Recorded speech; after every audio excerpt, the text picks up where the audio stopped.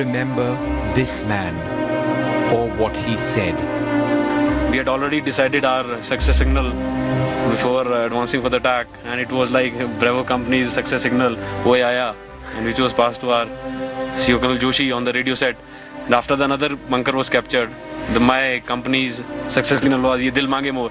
The guys were so highly charged up that they're wanting that some more bunkers should have been there, and we would have got the more chaps. They were words that moved a nation. Words that brought home the fighting spirit of a young breed of Indian soldier. Young men tasked to do what military observers felt was impossible. Climbed near vertical surfaces, dislodged well-entrenched, dug-in enemy soldiers in order to liberate a part of India.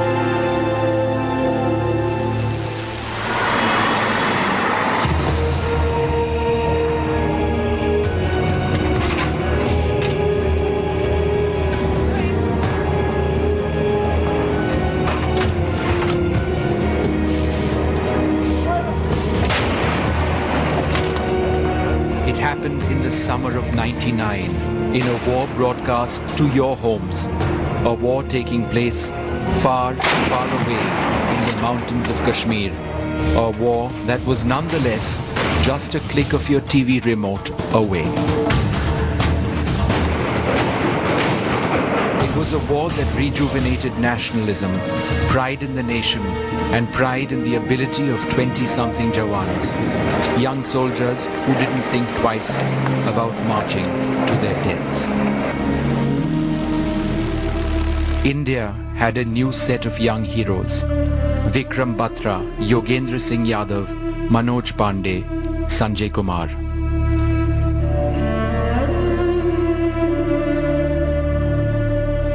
दुश्मन के पास पहुंचने पर हमने हमारा और दुश्मनों का आमने सामने हमारा फाइटिंग हुआ और करीब इस लड़ाई में 5 घंटे का समय लगा।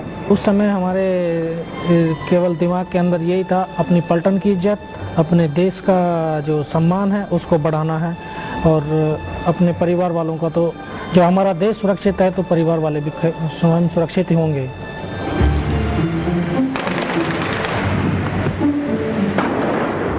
They were fighting in a place, on terrain, in climatic conditions close to hell. They were to redefine the word mountain warfare.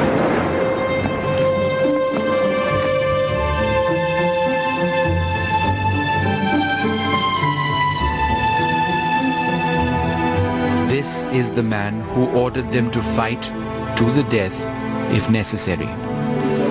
VP Malik was the chief of army staff, the man the country would look up to fight off what was an unexpected and undetected incursion in a place deemed too inhospitable for a large-scale enemy assault. As Army Chief, Malik knew that war and death were synonymous terms, but still, it was his job to give the order, sending young Indians into what was the lion's den.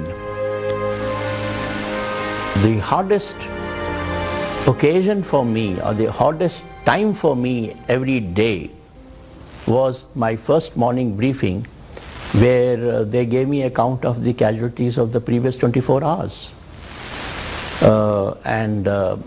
Every time you winced when you came to know the number, and you felt bad. I think I can say the same thing for the Prime Minister. So whenever I went and I met the people, then I would ask the commanding officer, who are the people, what have they done, and then they will bring up these young officers, men, and I carried these small gifts, scotch bottle, a champagne bottle for the officers, and watches or others for the soldiers, and I would give them a pat and a personal appreciation, give them this little gift. By May 1999, this is what had happened. Taking advantage of the geography of the region, which in many instances favored them, regulars of the Pakistan Army, accompanied by fully armed and well-trained militants, sneaked into Indian territory to capture several heights along 3 major fronts: Dras, Kargil and Batalik. The initial target was this, National Highway 1A, the only viable road link between Srinagar and the Ladakh region. If the highway fell, Ladakh would have been in peril.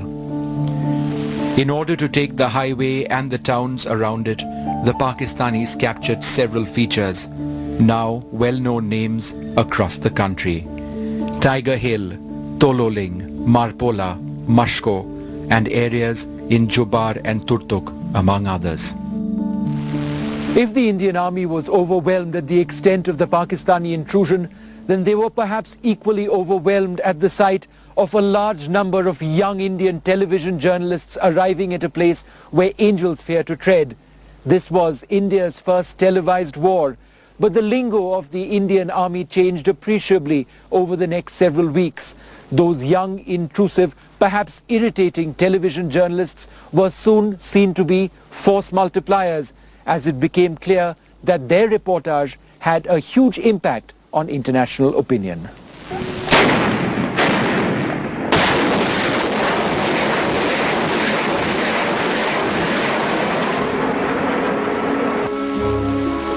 And so, if the Jawans up front were fighting in brutal hand-to-hand skirmishes behind the front lines but well within the range of Pakistani artillery was another war, one for control of the airwaves, one where the story of what was happening was being reported.